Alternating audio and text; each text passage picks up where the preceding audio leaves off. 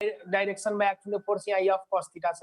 अब उता स्लाइड भयो भने यो डाइरेक्सनमा चाहिँ के लाग्छ, काइनेटिक फ्रिक्सन लाग्छ। जता अब्जेक्ट स्लाइड हुन्छ त्यसको ठीक अपोजिट डाइरेक्सनमा चाहिँ के हुन्छ, काइनेटिक फ्रिक्सन। त यतातिर हामीले स्लाइड भएको कन्सिडर गरिदियो, this force will be positive, this is negative and their sum is equated with mass times acceleration हामी लेख्न सक्छौं। त यहाँ के लेख्न सक्छौं, f cos theta positive, f kinetic negative र दुईटैको सम कति लेख्छौं, ma। ओके, त this is f cos theta minus f kinetic. त f काइनेटिक भनेको mu kinetic into normal reaction is equals to ma लेख्न सक्छौं। त a इज इक्वल्स टु कति होला, then this will be f cos theta minus mu kinetic into r divided by m। यो भयो एसिलरेसन। अब एसिलरेसन निकालिसकेपछि अघि जस्तै हामीले के गर्नुपर्छ, नर्मल रिएक्सन निकाल्नु पर्छ। त यो केसमा नर्मल रिएक्सन निकाल्नको लागि अब मोसन सित परपेन्डिकुलर डाइरेक्सनमा हेर। त मोसन यदि यो डाइरेक्सन भइराखेको छ भने यो डाइरेक्सन भनेको मोसन सित परपेन्डिकुलर छ, यो डाइरेक्सन भनेको मोसन सित के छ, परपेन्डिकुलर। त मोसन सित परपेन्डिकुलर डाइरेक्सनमा माथि r छ र तल चाहिँ यो दुईटा फोर्स छ। त r को एगेन्स्टमा यो दुईटा फोर्स छ, r जता लाग्यो त्यसको अपोजिटमा यो दुईटा फोर्स लाग्दैछ। यसको मतलब r लाई यो फोर्सले के गरेको होला, ब्यालेन्स गरेको होला। ल, त यहाँ के लेख्न मिल्छ, r is equals to mg plus f sin theta हामी लेख्न सक्छौं। ओके, ल, त एक्सेलरेसन a इक्वल्स टु कति भयो, this is mg plus, okay, acceleration को ठाउँमा यो डाइरेक्ट सब्स्टिट्युट गर्दियौ, यो सब्स्टिट्युट गर्दियो भने this will be f cos theta minus mu kinetic into r र r को भ्यालु कति भइदियो, mg plus f sin theta अनि डिवाइडेड बाइ कति भइदियो, this is mass of the body. त यो एक्सेलरेसन हो, यो वर्कबुकमा हेरौ यसको भ्यालु दिएको छ। भिडियो छैन क्लियर? ओके, भिडियो क्लियर छैन भनेर धेरै लेखे, कमेन्ट गरौँ त कि म स्क्रिन शेयरमा स्विच गरौँ त्यसो भए। ओके, भिडियो क्लियर छैन भने म स्क्रिन शेयरमा जान्छु है, स्विच हुन्छु है त। फेरि क्लियर छ लेख्छ जनाले त के हो, यदि भिडियो क्लियर छैन भने म स्क्रिन शेयरमा जान्छु है। ट्याबमा लेखेर पढाउँछु त्यसो भए।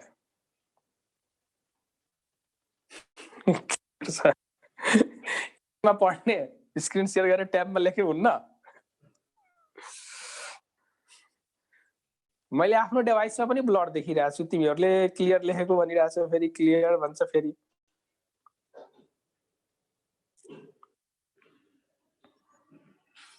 ओके, ल क्लियर छ। अब एक स्वरमा सबैले क्लियर से लेखिन्छ त, लेख्न थाल्यो त।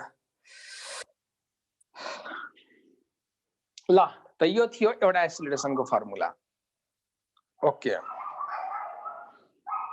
ल यो मेटम, यो सबैलाई ठीक छ मेटम यो? ल,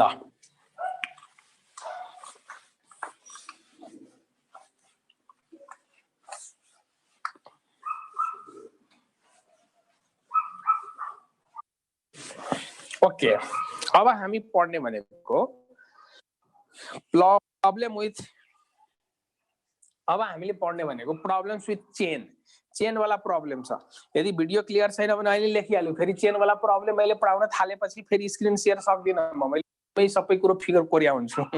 ओके, ल अब लेखौ problems with chain, problems with chain, chain सित रिलेटेड प्रब्लम। यहाँ पर्सेन्ट वाला एउटा अब्जेक्टिभ क्वेशन सोधिन्छ, त्यो सित रिलेटेड म केही थ्योरीहरु पहिला डिल गर्छु है, अनि त्यसपछि वर्कबुकको एउटा न्युमेरिकल जुन चेन सित रिलेटेड प्रब्लम छ त्यो हामी सल्भ गर्छौं। ओके, ल अब सपोज गर यो एउटा होरिजेन्टल टेबल छ, होरिजेन्टल टेबलमा एउटा चेनलाई राखेको छ। म माथिको हेडिङ मेटौँ है, माथिबाट गरौँ किनभने यसको अलि फिगर नै ठुलो छ यसको। ल यस्तो, यो एउटा चेन भयो, यो होरिजेन्टल टेबल भयो,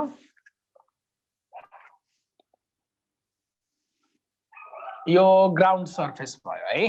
यसमा चाहिँ के गरेको हुन्छ, यो एउटा होरिजेन्टल रफ टेबल छ, यो टेबल माथि एउटा चिज राखेको हुन्छ यसरी, okay, is placed horizontally on table, र यो टेबलको एज यो छेउबाट चाहिँ के हुन्छ, चेनको केही पार्ट भर्टिकली तल झुन्डिराखेको हुन्छ यसरी, केही पार्ट यसरी भर्टिकली झुन्डिराखेको हुन्छ, र यो भर्टिकली तल झुन्डिएको जुन पार्ट छ यति पोर्सनको लेन्थ हामीले x मान्यौं, यति पोर्सनको लेन्थ हामीले कति मान्यौं, x मानिदियौं, ठीक।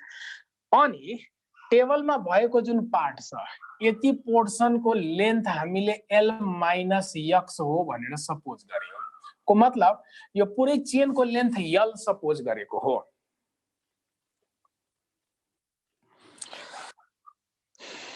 भिडियो क्लियर छैन, धेरै लेखे, मैले स्विच गरे है, त्यसो भए स्क्रिनमा स्विच गर्नु है, ओके, ठीक छ। फेरि 999 लेख्छ त,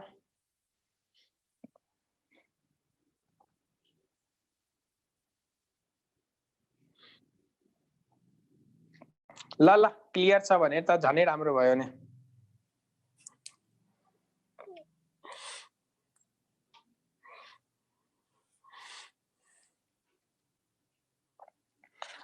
ल अब हेर, x लेन्थ यसको झुन्डी राखेको छ, l माइनस x लेन्थ भनेको टेबल माथि छ, यो x पार्ट जुन देखिराखेको छ, x पार्ट यो तल खस्न खोज्छ यसरी, टेबलको छेउबाट यसरी झुन्डी राखेको छ भने x पार्ट को वेट कता लाग्छ, भर्टिकली डाउनवर्ड, त यो x पार्ट को वेट सीधा तल लाग्यो भने x पार्ट यो तल खस्न खोज्छ, र यो x पार्टले तल खस्न खोज्यो भने यो x पार्टले l माइनस x पार्टले यता तान्छ, फेरि यो झुन्डिएको पार्टले टेबलमा भएको पार्टलाई यसरी होरिजेन्टली तान्छ यतातिर, यो तल खस्न खोज्यो त यसले यसलाई यतातिर तान्यो भने यहाँनिर के हुन्छ, फ्रिक्सन आइदिनको लागि यहाँनिर यो खस्नबाट कसले रोकिराखेको छ, फ्रिक्सनले। And here the condition is that this is the maximum possible length of the chain that can be balanced by this friction, यो फ्रिक्सनले मैक्सिमम कति लेन्थलाई ब्यालेन्स गर्न सक्छ, x लेन्थलाई ब्यालेन्स गर्न सक्छ, को मतलब x पार्ट आफ्नो वेटको कारणले तल खस्न खोज्छ, x पार्ट आफ्नो वेटको कारणले तल खस्न खोज्छ, जसको कारण यता स्लाइड हुन खोज्छ, र स्लाइड हुनबाट यहाँ कसले रोक्दैछ, फ्रिक्सनले, र कन्डिसन छ this is the maximum possible length of the chain that can be balanced by this friction. अब यो मैक्सिमम पोसिबल लेन्थ हो भने यहाँनिर लाग्ने फ्रिक्सन पनि त मैक्सिमम होला, यहाँनिर लाग्ने फ्रिक्सन पनि मैक्सिमम होला, र मैक्सिमम फ्रिक्सन भनेको यो के हो, लिमिटिङ फ्रिक्सन। मैक्सिमम फ्रिक्सन भनेको यसलाई हामीले स्ट्याटिकमा पनि कुन फ्रिक्सन होला भन्न सक्छौं, this must be limiting friction. त कन्डिसन यो छ, हेर यो x लेन्थ चाहिँ जस्ट यसले ब्यालेन्स गरेको छ, यदि हल्का पनि यो एउटा पनि लिंक यहाँ बाहिर आइपुग्यो, x लेन्थ भन्दा अलिकता पनि लामो लेन्थ मैले यसलाई तानेर यस्तो बनाइदिए भने यो चाहिँ स्लाइड भएर तल खस्छ। त x is the maximum permissible length of the chain that can be overhang from the edge of the table, okay. त्यसैले यहाँनिर चाहिँ के भइदियो, लिमिटिङ फ्रिक्सन आइदियो। त पहिला यसमा आउने पात्रहरूको नाम लेखौं, mass of chain, mass of chain suppose गर m छ, length of chain, length of chain suppose गर l छ, ओके। अब भन mass per unit length of chain कति होला, mass per unit length of chain, त चेन को l लेन्थमा यदि m मास छ, यो पुरै l लेन्थमा m मास छ भने युनिट लेन्थमा कति मास होला, m/l मास होला। त ह्याङ्गिङ पार्टको मास कति होला, त ह्याङ्गिङ पार्टको लेन्थ x हो नि, त ह्याङ्गिङ पार्टको मास मलाई चाहियो, त युनिट लेन्थमा m/l मास छ भने यो x लेन्थमा कति मास होला, त x लेन्थको मास निकाल्नु छ भने m/l इन्टु x मा लेख्न सक्छु। त मास अफ ह्याङ्गिङ पार्ट कति होला, मास of hanging, mass of hanging, mass of hanging part is equals to, mass of hanging part is equals to m/l into x सकिन्छ। हेर त यो मैले युनिटरी मेथड अनुसार यो सबै सल्भ गर्दै छु है। हेर त यो लेन्थ l लेन्थमा m मास छ, त युनिट लेन्थमा कति मास छ m/l। त यो x लेन्थमा कति मास पर्यो होला त m/l इन्टु x लेख्न सकिन्छ। त this mass of hanging part. अब mass of part and table कति होला, टेबलमा भएको पार्टको मास कति होला त हेर त युनिट लेन्थमा यदि m/l मास छ भने टेबलमा भएको लेन्थ l माइनस x हो। त l माइनस x पार्टको मास कति होला त m/l into l minus x लेख्न सकिन्छ। त this is the mass of part and table, this is the mass of part and table. त यसलाई के लेख्न सकिन्छ, this is mass of part, mass of part on table। टेबलमा भएको पार्टको मास कति होला त m/l into l minus x होला। अब म किन यो मासहरु निकालेको अहिले एकछिनपछि थाहा हुन्छ, फ्रिक्सनमा युज हुन्छ यो है। तब हेर x is the maximum possible length of the chain that can be overhung from the edge of the table। त यदि यो maximum length ह्याङ्गिङ लेन्थ हो भने त यसको वेट पनि म्याक्सिमम होला है। त यो वेटलाई ब्यालेन्स गर्नको लागि यता एउटा मात्र उपाय छ, कुन फ्रिक्सन हुनुपर्छ, लिमिटिङ फ्रिक्सन हुनुपर्छ। त लिमिटिङ फ्रिक्सनले कसलाई ब्यालेन्स गरेको देखियो हेर, यति पोर्सनको वेट जुन हुन्छ टेबलमा भएको पोर्सनको जुन वेट हुन्छ त्यसलाई त यहाँ नर्मल रिएक्सनले नै ब्यालेन्स गरिदिन्छ। हेर त यति पार्टको वेटलाई कसले ब्यालेन्स गरिराखेको छ त यति पार्टको वेटलाई टेबलमा लाग्ने नर्मल रिएक्सनले ब्यालेन्स गरिदियो। टेबलले लगाएको जो नर्मल यति पोर्सनको वेट सिधा तल छ ओके। त यति पोर्सनलाई त टेबलले बोकेको छ नि, त यति पोर्सनको वेटलाई यो नर्मल रिएक्सनले ब्यालेन्स गरिदिन्छ। अनि यो पार्टको जुन वेट हुन्छ त्यसले यसलाई यता तानेर खसाउन खोज्छ, यो पार्टको वेटले यसलाई तानेर यता खसाउन खोज्छ। त यसलाई कसले ब्यालेन्स गरिदियो, लिमिटिङ फ्रिक्सनले ब्यालेन्स गरिदियो। त लिमिटिङ फ्रिक्सन भनेको वेट अफ पार्ट x लेख्न सकिन्छ ओके। त limiting friction is balancing this hanging part, यसको वेट नर्मल रिएक्सनले खाइदियो। त यति पोर्सनको वेटले यसलाई तानेर खसाउन खोजियो, त यसलाई लिमिटिङ फ्रिक्सनले ब्यालेन्स गरिराखेको छ। त limiting friction equals to weight of part on weight of part x। त x पार्टको वेट कति छ त मास अफ ह्याङ्गिङ पार्ट यो हो, त्यसको वेट कति होला त यसलाई हामीले m/l into x into g लेख्न सक्छौं। यति बुझियो, कमेन्टमा लेखौ त, यति बुझियो भन छिटो। ओके क्लियर ल। अब लिमिटिङ फ्रिक्सन भनेको फेरि हामीले के लेख्न सक्छौं त लिमिटिङ फ्रिक्सन भनेको म्यू स्ट्याटिक इन्टु r लेख्न सक्छौं। लिमिटिङ फ्रिक्सन भनेको mu static into r is equals to m/l into x into g यति लेख्न सक्छौं ओके। अब नर्मल रिएक्सन के होला त नर्मल रिएक्सनको भ्यालु हामीले चाहियो। Then what will be the value of normal reaction. त नर्मल रिएक्सन जुन छ त्यो यतिकै पनि क्लियर छ, नर्मल रिएक्सनको भ्यालु टेबलमा भएको वेट सित इक्वल छ। हेर त यहाँ माथि लाग्ने जो नर्मल रिएक्सन छ यसको वेट सित इक्वल छ। त normal reaction is equals to weight of l minus x part हुन्छ। हेर त normal reaction is equals to weight of l minus x part लेख्न मिल्छ। त normal reaction is equals to अब l माइनस x पार्ट को weight कति होला त l माइनस x पार्ट को मास कति थियो m/l into l minus x। यो मास हो, वेट निकाल्नु छ भने g ले हामीले के गर्नु पर्यो, मल्टिप्लाई गर्नु पर्यो। त r को ठाउँमा यो भ्यालु त्यहाँ सब्स्टिट्युट गर्नु पर्यो। त r को ठाउँमा यो भ्यालु सब्स्टिट्युट गरिदियो कति हुन्छ us into r is m/l into l minus x into g is equals to m/l into x into g okay. अब यहाँ के टर्म्स क्यान्सल हुन्छ हेर, मास पर युनिट लेन्थ क्यान्सल भयो, यो g सित क्यान्सल भइदियो। त यो सिम्पली कति हुन्छ म्युस into l minus x is equals to x लेख्न सकिन्छ। त यसैलाई तिमीले क्रस मल्टिप्लिकेसन गरिदियो भने त x/l को भ्यालु यति आउँछ। यसलाई यताबाट उता रिअरेन्ज गरिदियो भने x/l को भ्यालु हुन्छ म्युस डिभाइडेड बाइ म्युस प्लस 1 आउँछ। म्युस डिभाइडेड बाइ म्युस प्लस 1 आउँछ। अब यो टर्म के हो त्यो हेर, यो टर्मलाई केयरफुली हेर। x भनेको ह्याङ्गिङ पार्ट हो र l भनेको पुरै चेनको लेन्थ हो र ह्याङ्गिङ लेन्थ डिभाइडेड बाइ पुरै कुनै पनि सिस्टमको फ्र्याक्सन हामीले कसरी निकाल्छौँ?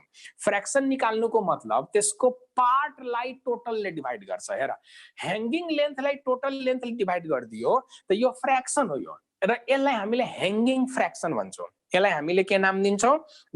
फ्र्याक्सन। यो hanging length divided by total length भनेको यो फ्र्याक्सन त हो नि, चेनको एउटा पार्टलाई टोटल डिभाइड गरेको छ। त दिस इज यो कुन फ्र्याक्सन हो त यसलाई हामीले के भन्न सक्छौँ? ह्याङ्गिङ फ्र्याक्सन हामीले भन्न सक्छौँ। त ह्याङ्गिङ फ्र्याक्सन, यसैको नाम के राख्यो? Hanging fraction. ल त मैले फिगर मेटेँ है।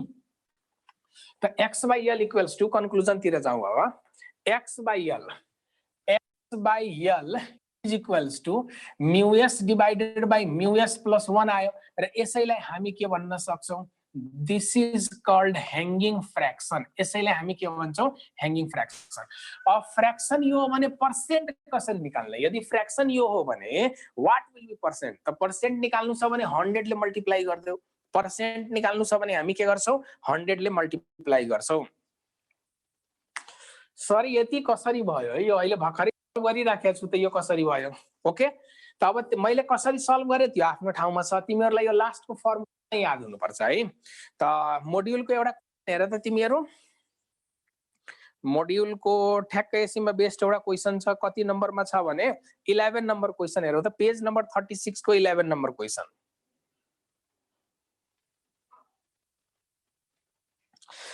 पेज नम्बर, यो के भन्दैछ? म्यु एल हैन र भन्दैछ। पेज नम्बर 36 को 11 नम्बर क्वेसन हेर त।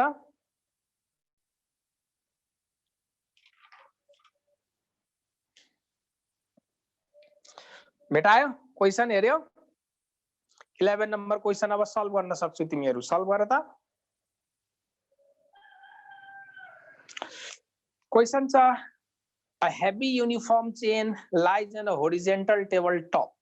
If the coefficient of friction between the chain and the table surface is 0.25, then the maximum fraction of the length of the chain that can hang over one edge of the table is. ल यो solve गर त, कति निकाल्छौ answer? ठ्याक्क यो formula use गर्दिने। त यो क्वेसनमा के गरेको छ? म्यु एस को भ्यालु दिएको छ 0.25, म्यु एस को भ्यालु भनेर दिएको छ। हेर त, म्यु एस को भ्यालु कति दिएको छ? 0.25। म्यु एस इज 0.25 दिएको छ। अनि ह्याङ्गिङ फ्र्याक्सन कति हुन्छ भनेर सोधेछ। What will be the hanging fraction? अब फ्र्याक्सनको फर्मुला त हामीले थाहा छ, तर एन्सर हेर्दाखेरि पर्सेन्टको फर्ममा दिएको छ। एन्सर हेर्दाखेरि के को फर्ममा दिएको छ? पर्सेन्टको फर्ममा दिएको छ।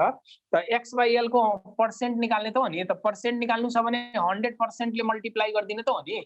त दिस विल बी म्यु एस डिभाइडेड बाइ म्यु एस प्लस 1 इन्टु के गरिदिनु पर्यो? 100% गरिदेऊ। फ्र्याक्सनलाई पर्सेन्टमा लैजानु छ भने 100 ले मल्टिप्लाई गरिदेऊ। त म्यु एस को भ्यालु कति छ? 0.25 डिभाइडेड बाइ 0.25 प्लस 1 इन्टु 100% गर्न मिल्छ। त सल्भ गरेर हेर, यु विल गेट 20%। सल्भ गर्दाखेरि यो कति आइराछ? Okay, very good. धेरैले लेखिराछ 20% हो भनेर। क्वेसन नम्बर 11 हो, पेज नम्बर 36 को। यति भयो? यति क्लियर छ? भन छिटो।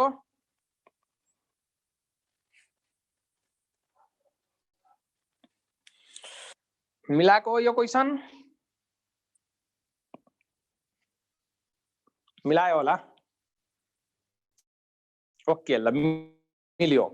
ल धेरैको मिल्यो। अब हामी इन्क्लाइन प्लेनसित रिलेटेड प्रब्लम सल्भ गर्छौं। पेज नम्बर 35 को एउटा ब्लकको सिम्बल दिएको छ। हेर त, mu equals to 1 minus 1 by n square into tan theta लेखेको देखिरहेछ। अब त्यो फर्मुला हामी सल्भ गर्छौं। यो पहिला एक्जाममा सोधिसकेको क्वेसन हो। यो चाहिँ अब हामी सल्भ गरेर हेर्छौं। Mu equals to 1 minus 1 by n square into tan theta. Okay, ल अब यो कसरी सल्भ गर्ने? त यसको लागि म पहिला केही फर्मुलाहरू निकाल्नु पर्छ, अनि त्यसको बेसिसमा यो हामी सल्भ गर्छौं। ओके, पेज नम्बर 35 को।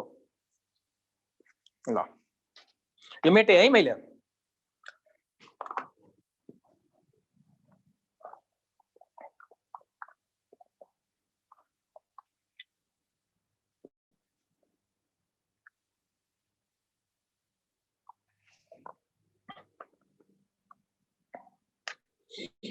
ल यसको हेडिङ लेखौँ त इन्क्लाइन्ड प्लेन, यसको हेडिङ भयो इन्क्लाइन्ड प्लेन। ओके, अब सपोज गर कुनै अब्जेक्ट एलोङ द कुनै अब्जेक्ट मोड्युलबाट गराउनु न भन्दैछ। हेर टाइम धेरै कम भएकोले हामीलाई रेस्ट्रिक्सन छ। एउटा च्याप्टरमा पुरै मेकानिक्स चाहिँ 15 आवर्समा सक्नु पर्ने थियो, तर मैले यो फ्रिक्सनसम्म नै लगभग लागिरहेछ, सायद 15 आवर्स या कति आवर्स जति भइसकेको छ। त्यसैले हामीलाई स्ट्रिक्टली उर्दी जारी गरिएको छ कि गिभन टाइममै सक्नको लागि। त्यसैले म अब फर्दर चाहिँ तिमीहरूको क्वेसन्स लिन सक्दिन है। नेमबाट के इन्स्ट्रक्सन आएको छ भने क्वेसन्सहरू जति डिस्कस छ त्यो सबै क्वाडमा गराइदिने अरे, क्वाडको हेल्पले गराइदिने, छुट्टै क्वाड क्लास गराउँछ, त्यसबाट क्वेसन्सहरू सल्भ गर्ने। त्यसैले पहिला मैले जसरी सल्भ गर्थे तिमीहरूको क्वेसन्सहरू लिएर त्यसरी अब मैले सल्भ गर्न सकिन है त। ओके ल अब हेर इन्क्लाइन्ड प्लेनको केस हेरौँ।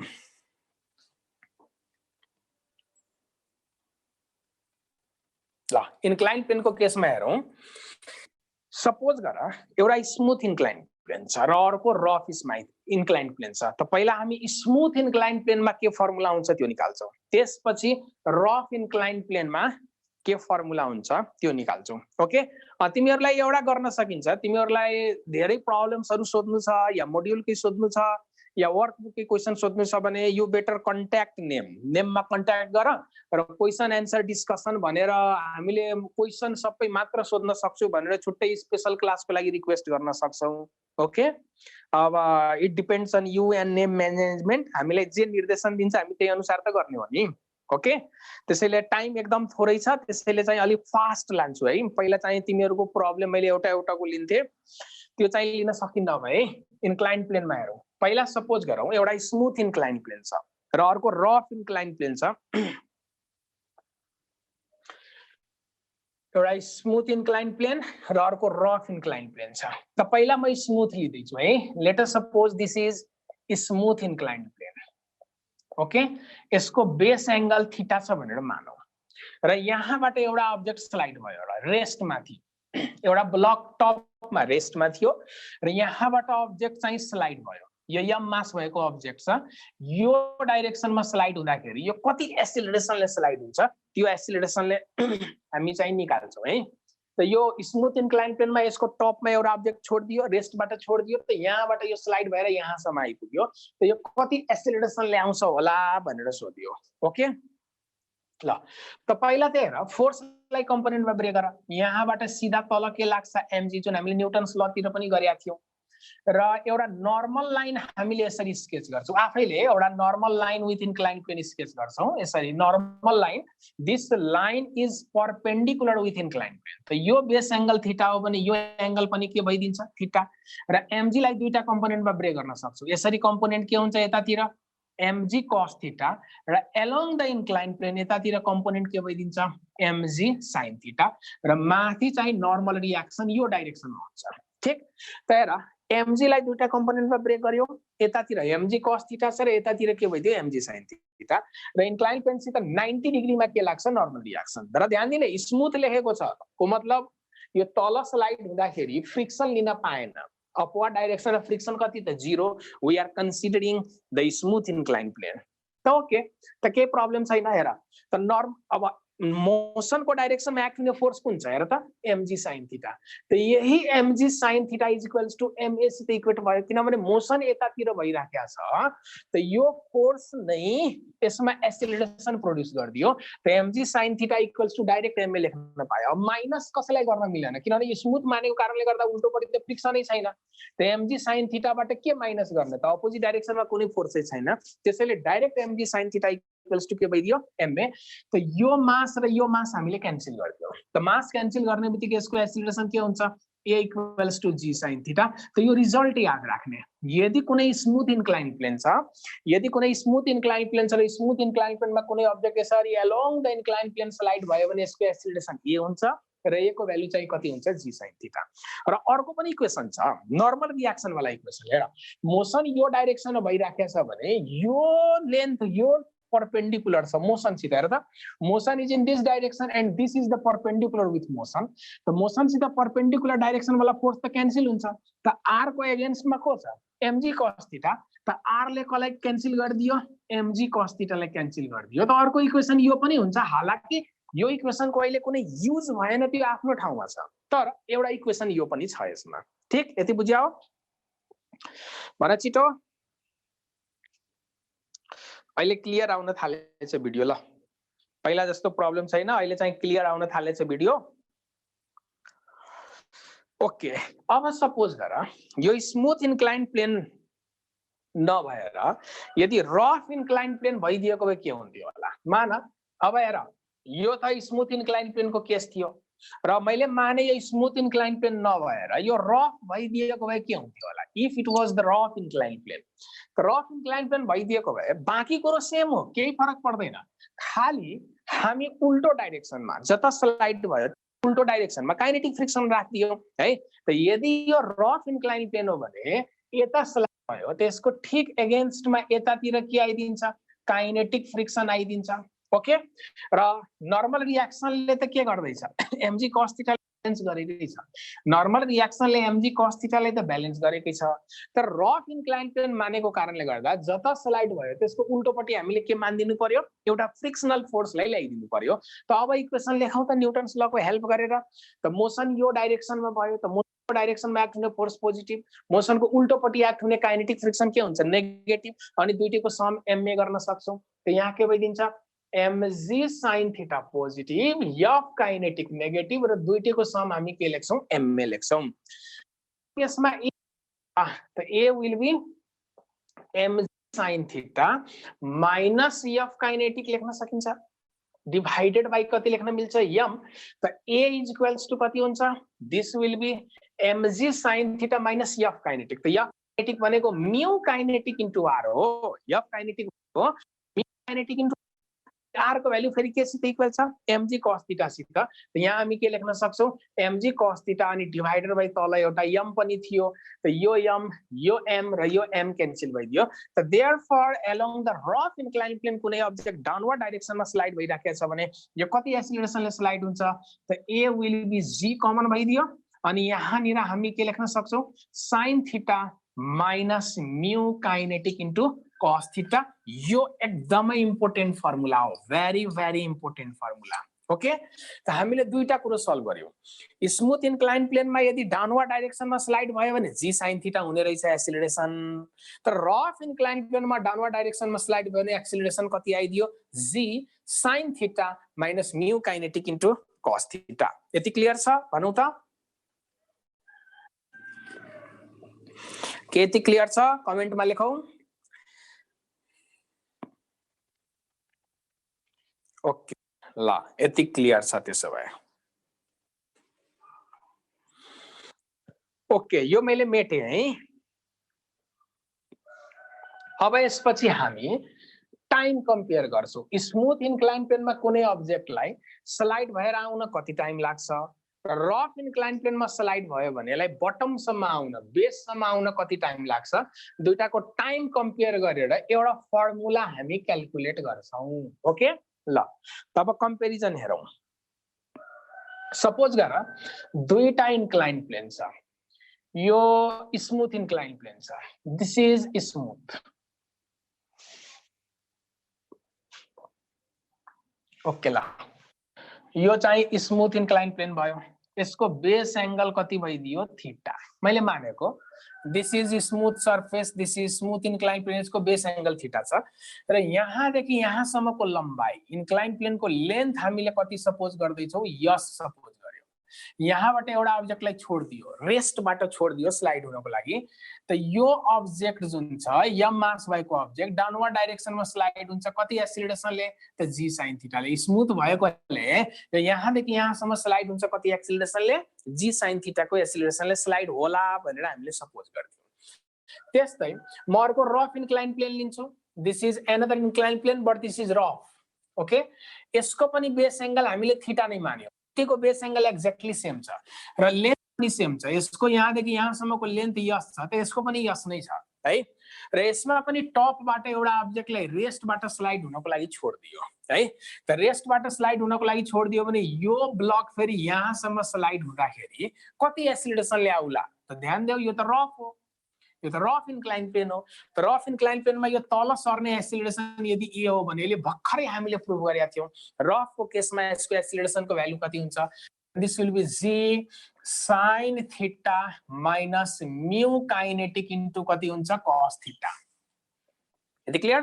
तर स्मुथ रफ, स्मुथमा जी sin थीटाले आयो, रफमा चाहिँ यतिले आयो र दुईटै इन्क्लाइन प्लेनमा के कमन कुरो छ भने यसको बेस एंगल थीटा त यसको पनि बेस एंगल थीटा, यहाँ यस हो लेन्थ त यसको पनि लेन्थ यस हो। अब एउटा कुरो फरक हुन्छ दुईटामा के त कुनमा कम समय लाग्छ र कुनमा धेरै समय लाग्छ, टाइम त पक्कै पनि इक्वल हुँदैन किनभने यो स्मुथ छ भने यसमा अब्जेक्ट छिटो आइपुग्छ यहाँसम्म, तर यो रफ हो यहाँ फ्रिक्सन छ भने अलि धेरै समय लगाउँछ यहाँसम्म आउन, त टाइम दुईटाको फरक हुन्छ।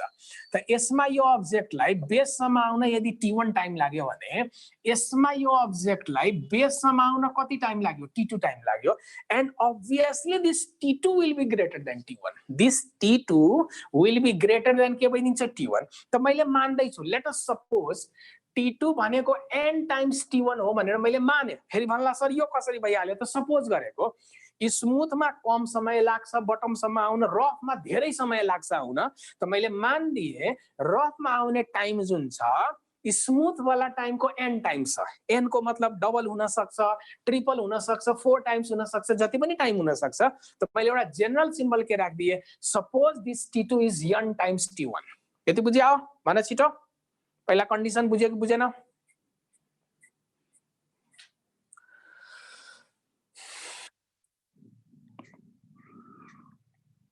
ओके, अनि क्वेसन सोधिदिन्छ यो रफ वालाको म्यू काइनेटिक कति होला भनेर क्वेसन बनाइदिन्छ। स्मुथ वालामा यदि t1 टाइम लाग्यो र रफ वालामा यदि t2 टाइम लाग्यो भने यो रफ वालाको म्यू काइनेटिक कति होला भनेर क्वेसन बनाइदिन्छ र यो क्वेसन पहिला एमओई को एक्जाममा सोधेको क्वेसन हो यो, ठीक? त्यसको फर्मुला अब हेर एकजनाले कस्तो अनौठो क्वेसन सोध्दैछ, स्मुथमा फ्रिक्सन हुन्छ कि हुँदैन भनेर सोध्दैछ। अब यो बेहोस प्राणीलाई मैले के भन्ने यो त कस्तो क्वेसन भयो भने राति हुन्छ कि हुँदैन भनेर सोधे जस्तो भयो, दिउँसो राति हुन्छ कि हुँदैन भनेर सोधे जस्तो क्वेसन भयो। ल आफै सोच, थिंक केयरफुल्ली, स्मुथ वालामा फ्रिक्सन हुन्छ कि हुँदैन, दिउँसो राति हुन्छ कि हुँदैन भन, यसको एन्सर भन, दिउँसो राति हुन्छ कि हुँदैन भनेर। ल त अब म यहाँ के गर्छु, यस इक्वल्स टु ओके जवाब पनि दिन थाले, एक दुई जनाले हुन्छ पनि भनिराखेको छ, भनिरहेछ म टुडी खेलमा पर्दा लाएर बस्यो भने त त्यहाँ पनि राति हुन्छ।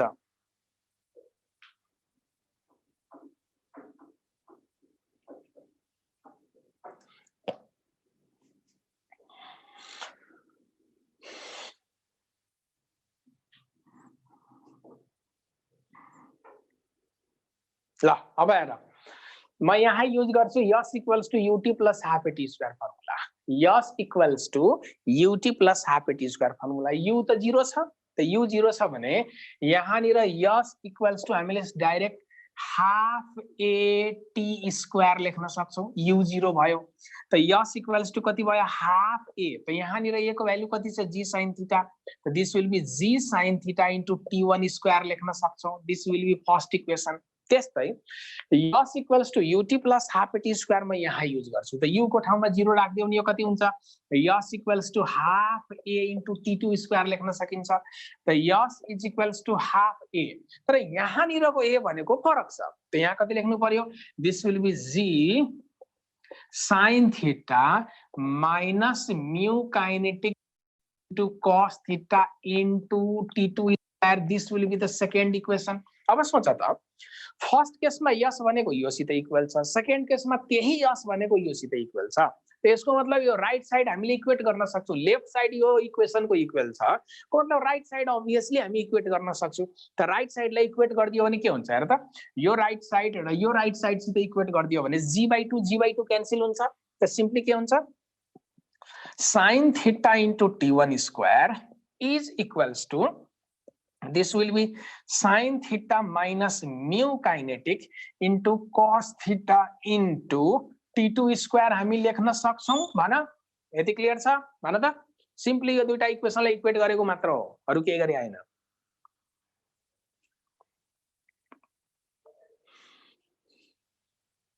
बुझ्यो ल।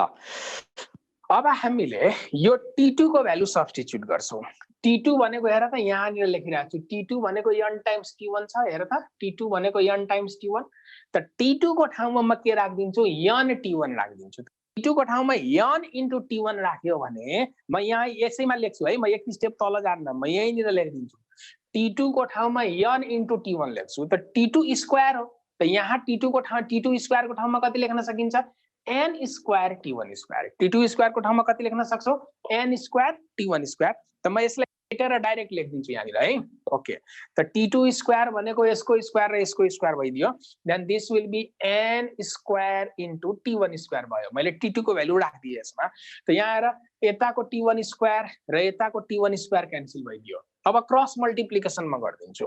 त क्रस मल्टिप्लिकेसन गरिदियो भने यताको n स्क्वायरलाई म यता ल्याइदिन्छु र sin थीटालाई उता लगिदिन्छु। त यो कति भइदिन्छ, 1/n square is equals to sin ले यतापट्टि डिवाइड गरिदियो भने कति हुन्छ, 1 minus mu kinetic into cos by sin भनेको के भइदिन्छ, this will be cot theta. यहाँसम्म हामी पुगिसक्यौं। अब एक स्टेप मात्र सिम्प्लिफिकेसन छ यसको। ओके, त एक स्टेप अझ म सिम्प्लिफाई गर्छु यसलाई। कता कट मेटाउ ल, यो स्टेप म मेट्छु है ल। अब एक स्टेप अझ सिम्प्लिफिकेसन छ। त यो cot लाई म tan मा कन्भर्ट गर्न सक्छु। cot थीटा भनेको 1/tan थीटा, यो कति भइदिन्छ, 1/n square is equals to 1 minus mu kinetic divided by tan, हेर त, सरी 1 माइनस म्यू काइनेटिक, हेर त, cot tan थीटा मा कन्भर्ट गरिदिएछु। ठीक हो ल। त अब यसलाई उता र यो टर्म्सलाई यता ल्याइदियौ। मोड्युलमा लेखेको फर्मुला आउँछ।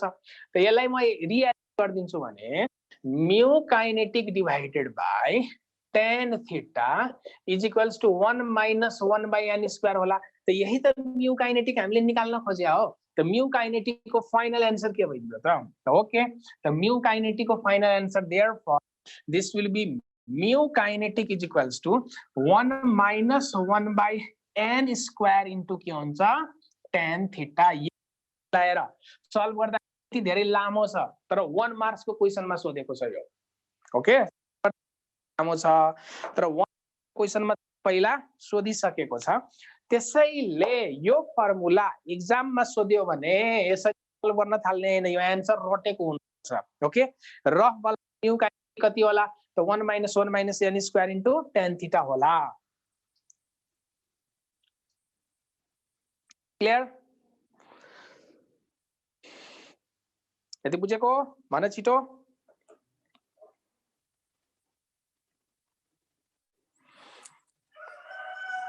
क्लियर ल।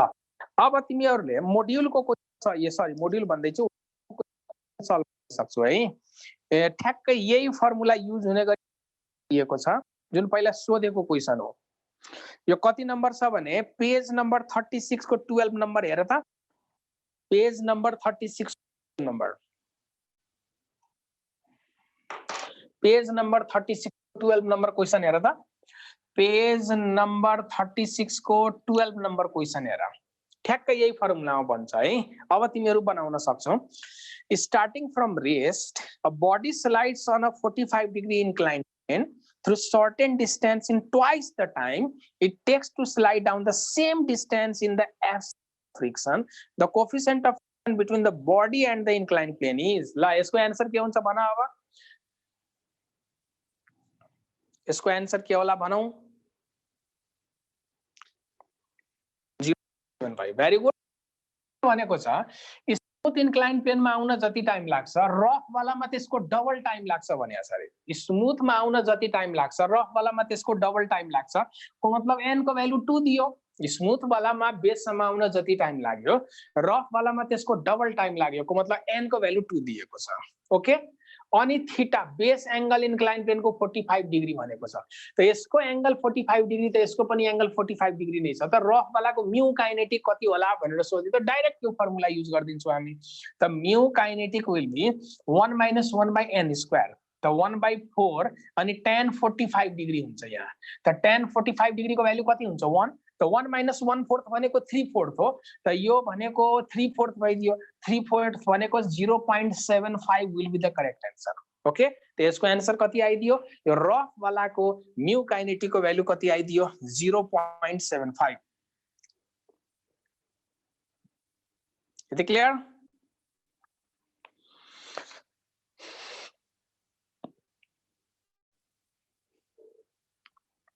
ल, सँग यो फ्रिक्सन पनि सक्यो है। यो मोड्युलमा जति थ्योरीहरु दिया थियो त्यो थ्योरीहरु हामीले डिल गरिसक्यौं। अब म अर्को टपिकमा जान्छु, वर्क एनर्जी एन्ड पावर टपिकमा। ओके, अब work energy and power. Stopping distance भनिनु। स्टपिङ डिस्टेन्स वाला क्वेशन छ 15 नम्बरमा। हेर, धेरै सजिलो क्वेशन छ 15 नम्बरको। Stopping distance भनिरहेछ।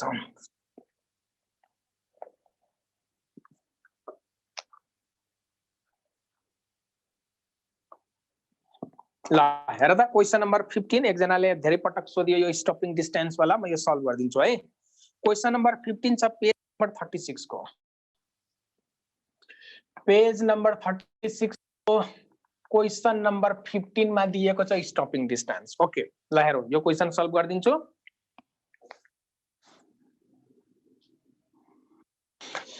Vehicle of CM is moving in a rough horizontal road with momentum P. If coefficient of friction between the tires and the road is mu, then the stopping distance is work energy theorem use गरिदिने। यस्तो छ, जस्तै यो कुनै एउटा vehicle छ, ल यो एउटा जीप हो, ल महिन्द्रा जीप हो यो। ओके, सीएम होला, ठीक। र क्वेशनमा के भन्दैछ, यो यतातिर जाँदैछ पी मोमेन्टमले। यो कति मोमेन्टम छ? मोमेन्टम भनेको यसको मास र भेलोसिटीको प्रोडक्ट हो। मोमेन्टम भनेको यसको मास र भेलोसिटीको प्रोडक्ट हो। त यो यतातिर एमभी मोमेन्टम जसको सिम्बल पी लेखिराखेको छ, गइराखेको छ। अब यो जीपलाई if the coefficient of then the stopping distance is, पुरो क्वेशनमा आफैले आइडिया लगाउनु पर्छ। यसको स्टपिङ डिस्टेन्स, मेरो नेट कमजोर हो कि हजुरको भन्दैछ? आज मलाई आफ्नै नेट कमजोर जस्तो लागिराखेको छ। के भिडियो क्लियर छैन? लेखौँ त, सबैले एक नासले लेखौँ त।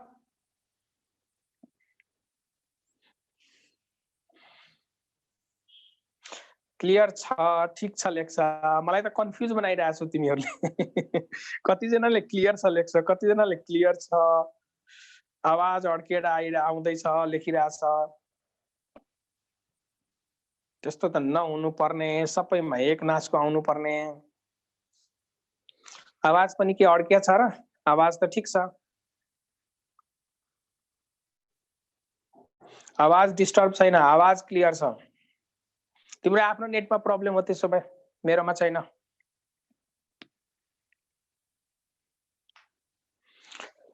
साउन्ड छैन भन्छ, म त्यसो भए ट्याबमा स्विच गर्छु है त। धेरै जनाले त्यस्तो लेख, अब म स्विच गर्छु है। कति मिनेट बाँकी छ? हुन त धेरै टाइम पनि छैन बाँकी। ट्याबमा त्यसमै 1-2 मिनेट लाग्छ सेटिङ मिलाउन। ल आज कसो तसो गरौँ।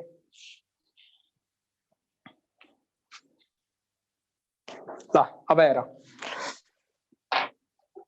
अब हेर, यो भेहिकल ध्यान देऊ, एउटा जीप छ, भेहिकल छ कुनै, यो पी मोमेन्टमले गइरहेको छ। र मानौ ड्राइभरले यसको स्विच अफ गरिदियो, इन्जिन बन्द गरिदियो। र ड्राइभरले इन्जिन बन्द गरिदियो भने यो भेहिकल अगाडि अगाडि गएर यहाँ कतै स्टप हुन्छ। ल यहाँनिर कतै अगाडि पुगेर स्टप। अब स्टप भइदियो भने फाइनली भेलोसिटी त 0 भइदियो। त सोच, कुनै भेहिकलको v भेलोसिटी थियो र ड्राइभरले अचानक यसको इन्जिन बन्द गरिदियो भने यहाँदेखि यहाँसम्म गएर रोकियो। त रोक्ने काम कसले गर्यो? फ्रिक्सनले गर्यो। कसले रोक्ने काम गरिदियो? फ्रिक्सनले यसलाई रोक्ने काम गर्यो। कसले रोक्ने काम गर्यो यसलाई? फ्रिक्सनले रोक्ने काम गर्यो। त फ्रिक्सनले कति टाढा रोक्यो यसलाई? फ्रिक्सनले कति टाढा रोक्यो?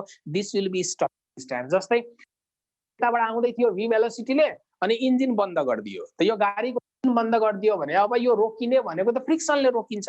त यसलाई रोकिदियो भने कति डिस्टेन्समा रोकियो? त यो यस डिस्टेन्समा रोकियो भने this yes is called stopping distance. यो यसलाई हामी के भन्छौँ? Stopping distance. ओके, खै त केही प्रतिक्रिया छैन कमेन्टमा लेख त।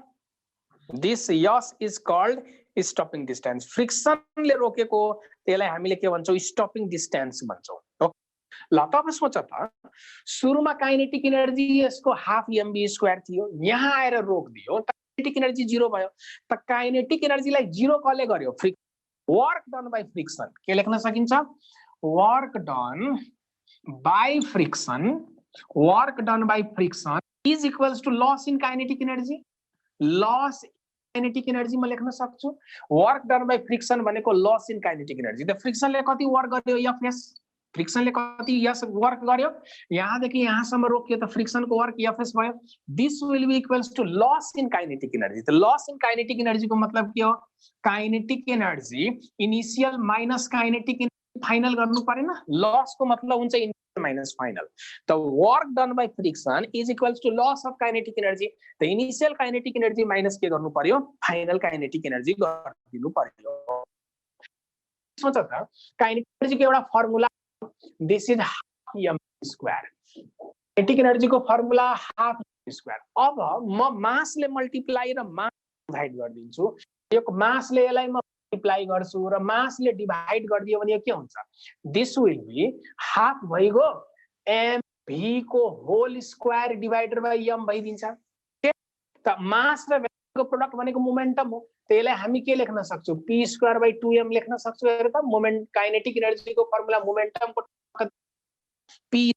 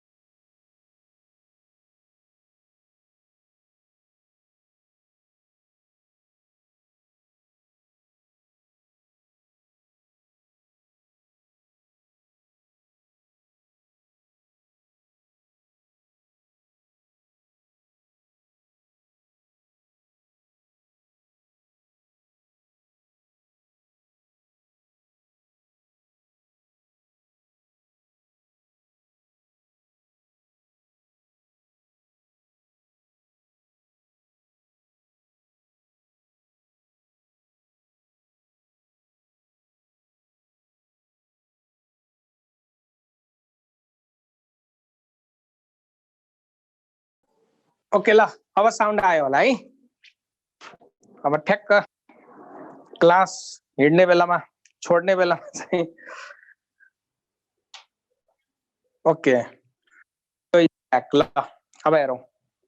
अब ध्यान दिनु त जस्ट काइनेटिक भनेको यो फर्मुला हुन्छ। मैले मासले मल्टिप्लाई मासले डिभाइड गर्ने बित्तिकै माथि mv को स्क्वायर भइदियो त यसलाई p square by twice m लेख्न सकिन्छ। ओके तो वर्क एनर्जी थ्योरम अनुसार work done by friction is loss of kinetic energy. तो वर्क डन बाय फ्रिक्सन भनेको म्यू इन्टु आर लेख्न सक्छु, वर्क डन बाय फ्रिक्सन भनेको म्यू आर लेख्न सक्छु, and this multiplied by stopping distance equals to initial kinetic energy कति भइदियो p square by twice m।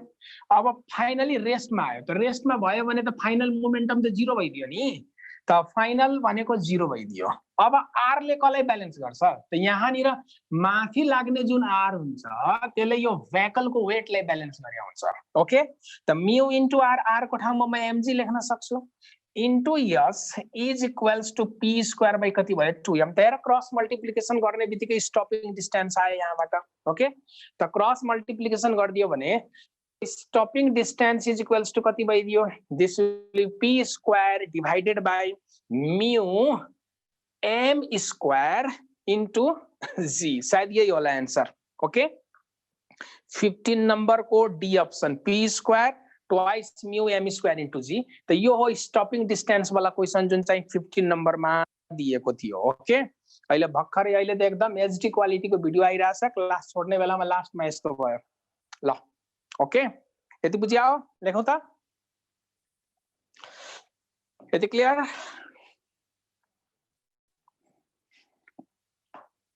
Okay ल यो बुझ्यो, this was the stopping distance. ल आज यति गरौँ, मलाई अर्को क्लास स्टार्ट गर्नु छ।